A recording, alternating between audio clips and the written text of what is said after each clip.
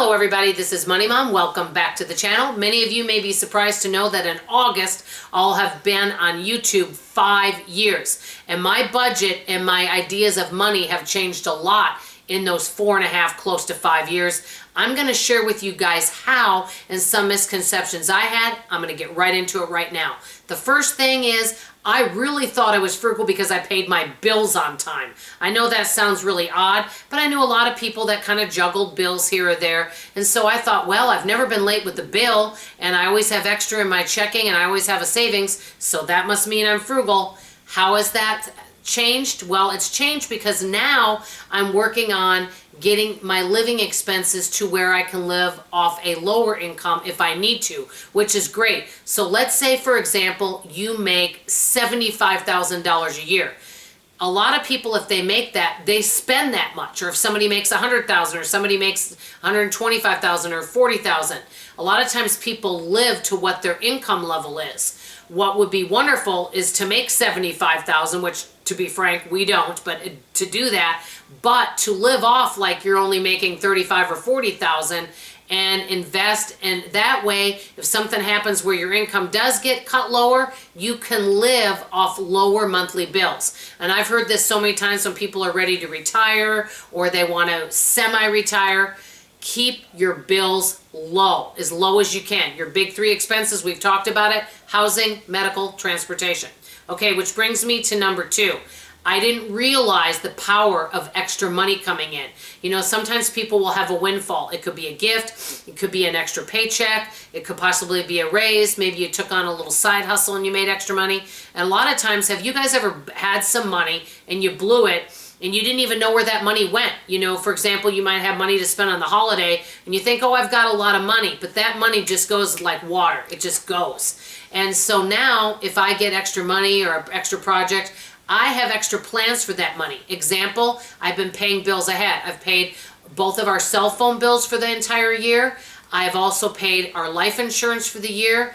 I've also paid a few months ahead on our cable and our electric. And let's see what else. Oh yes, I've also got all my house tax money saved.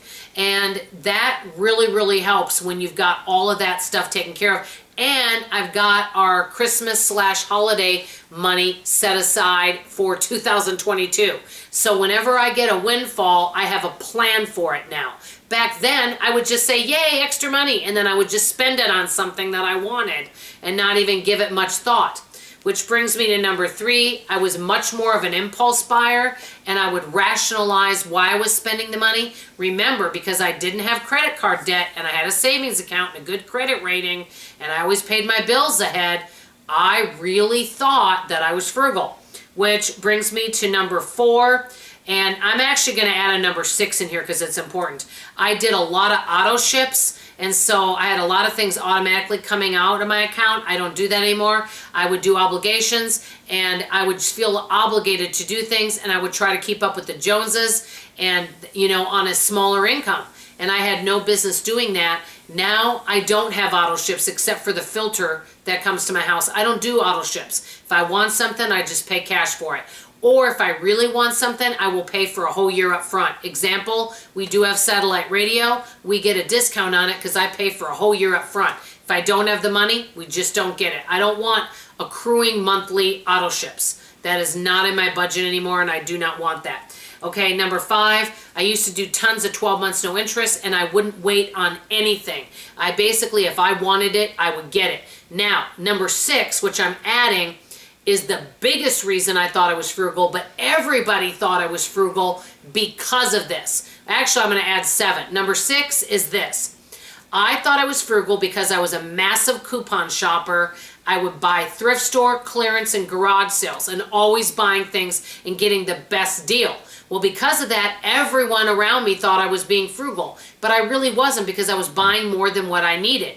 And so just because you're buying things dirt cheap doesn't mean you're frugal, because you could be buying more things than what you need.